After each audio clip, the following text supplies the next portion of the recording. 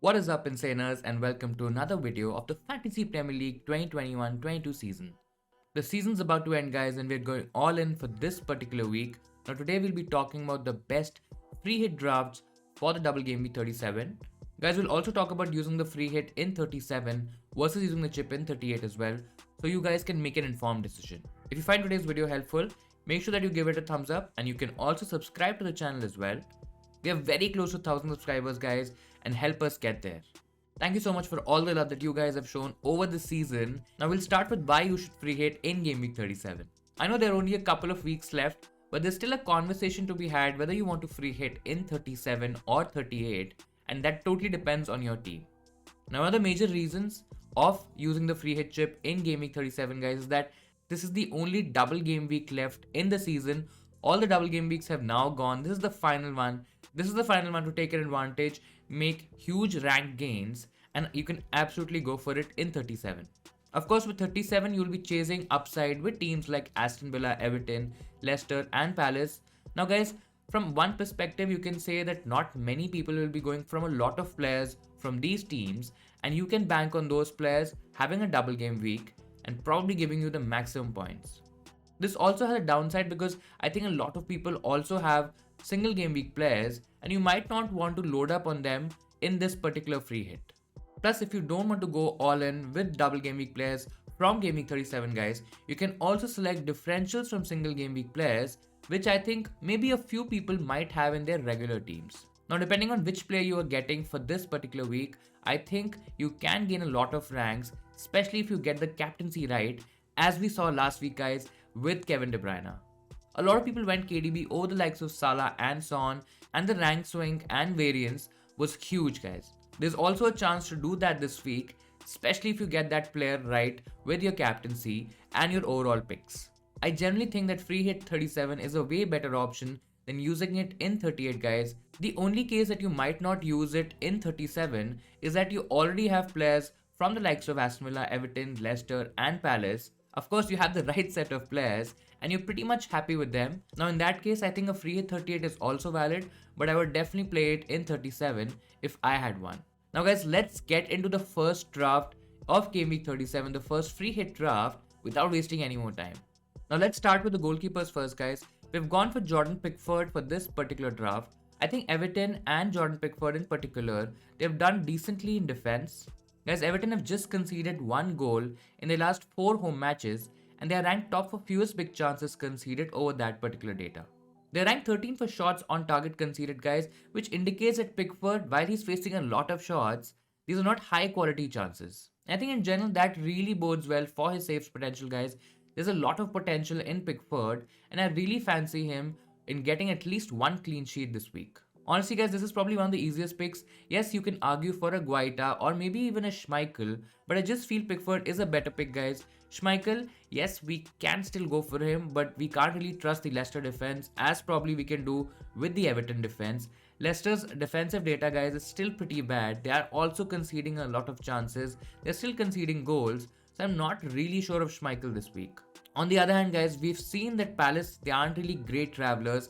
They don't play well away from home.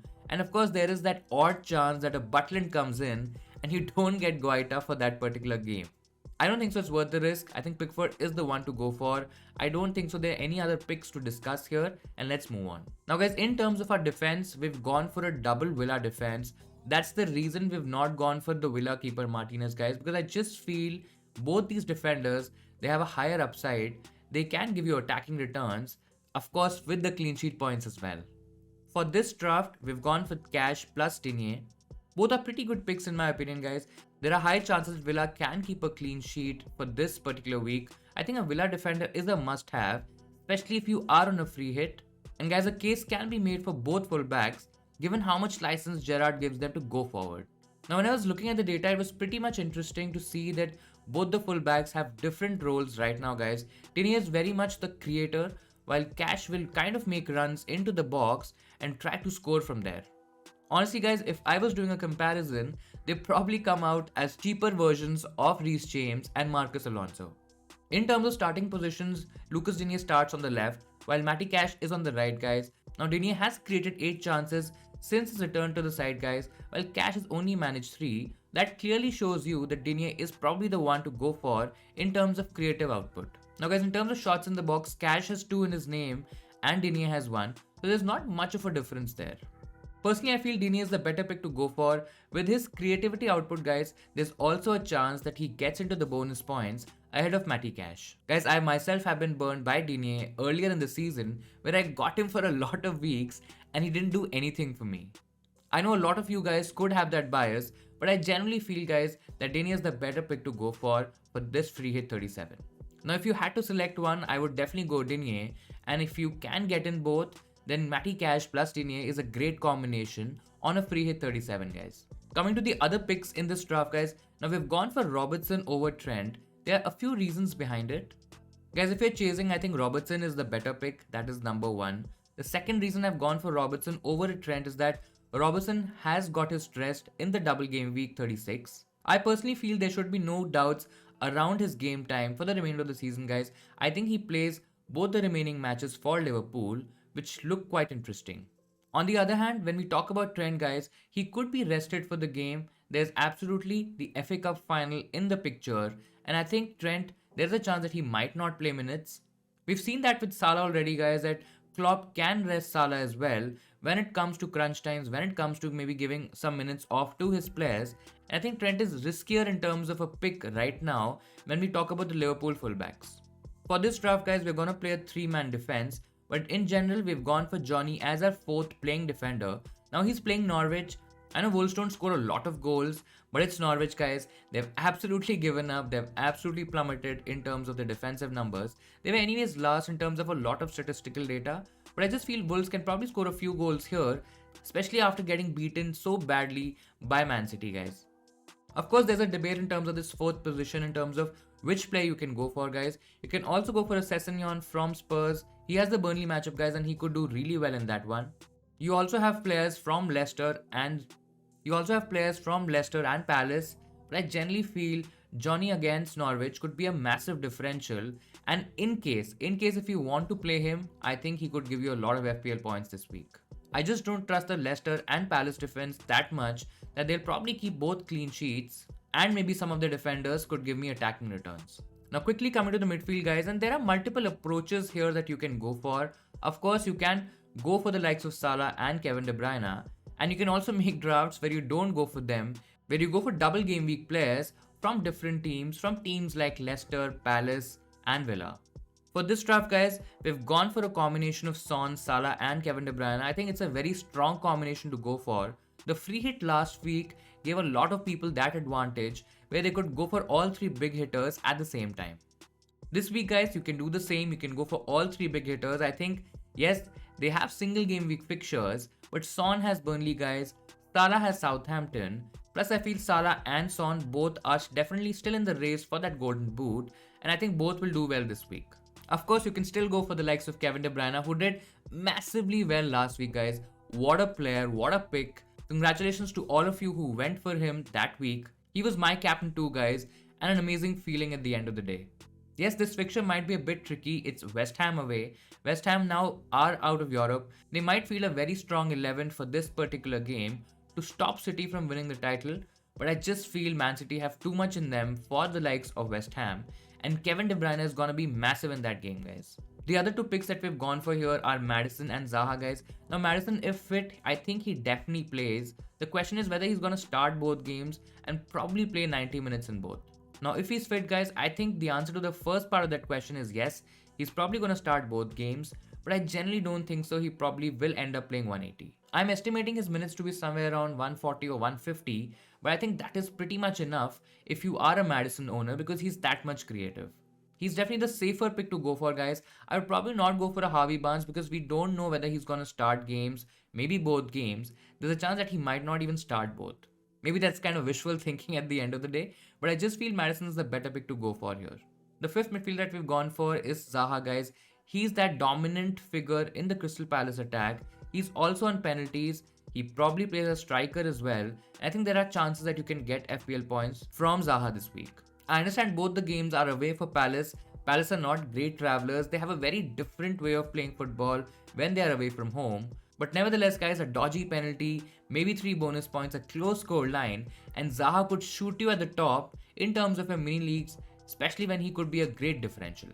Guys, if you are on a free hit, you can also possibly go for Philippe Coutinho, but I'm personally not sure about his minutes, guys. I think he maybe starts one game, maybe he misses the other one, and Bundia gets a chance.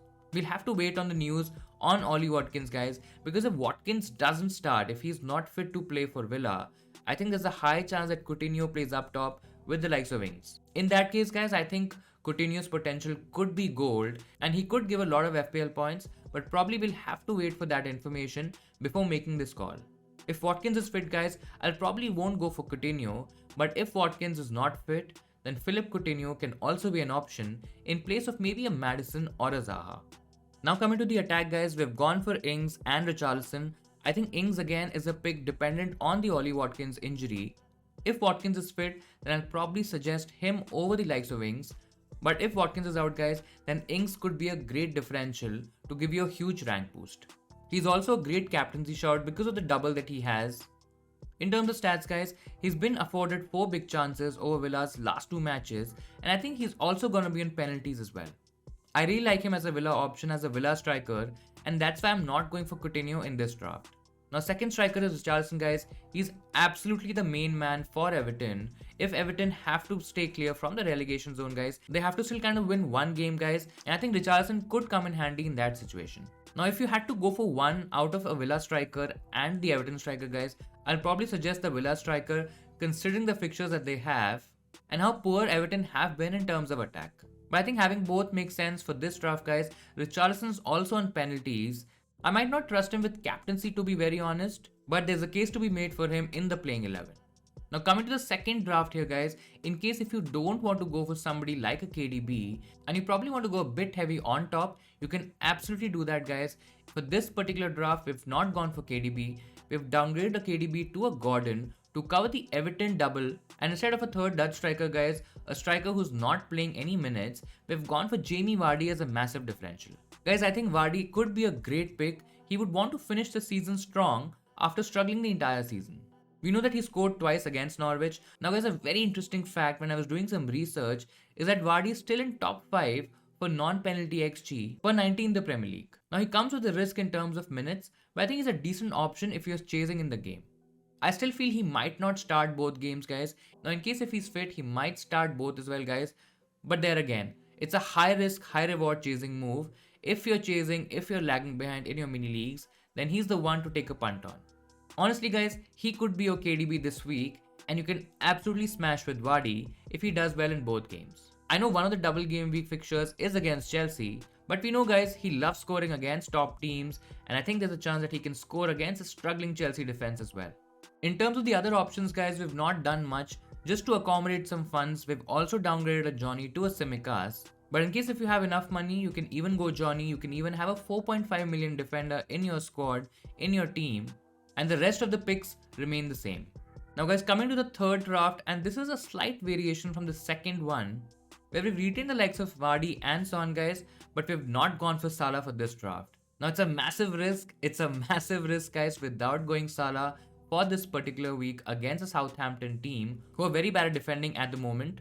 But just to be a little safer, guys, we've taken the Liverpool cover, we've gone for Diego Jota instead of a Salah here. I personally feel Diaz will play the FA Cup final and then probably Jota starts in the game against Southampton. That's why we've gone for the Jota pick. In terms of attack, guys, we've retained Ings and we have Vardy. We've let go of Richarlison, guys, and there's a good reason behind it. Now, because of how poor Everton's attacking numbers have been, and of course Richarlison has been scoring goals for them, has been scoring penalties, but there's also a case to be made where you can go double Everton defense instead of Richarlison. That's exactly the reason, guys, why we've doubled up on the Everton defense with Pickford and Mykolenko. I think if I had to go for one option in the Everton defense, I'd probably go for Mykolenko. He is a fullback. Yes, he doesn't create those many chances and his numbers are pretty average, but I just feel he can still give you more points than the likes of Keane, Holgate and Mina. For this draft, guys, as we don't have Salah, as we don't have the safer Salah, we've kind of gone a bit safer in terms of our approach in defense, guys. We've gone for Trent. So if you are confident that Trent is going to start and if you're protecting rank, guys, I think he's definitely the one to go for. The other picks remain the same, guys, and with this, we complete our top 3 drafts for free hit 37. Guys, do let me know what you think about these drafts. Do let me know if you're free hitting in 37, guys, and what players are you targeting for your own team. That'll be all from my side, guys. I hope I was able to give you some clarity in terms of a free hit team if you're using the chip in Game Week 37, and also some information in terms of which teams and players to go for. Do smash that like button, guys, if you enjoyed today's video. Please don't forget to subscribe to the channel as well, guys. Thanks for watching, and I'll see you Insaners next time.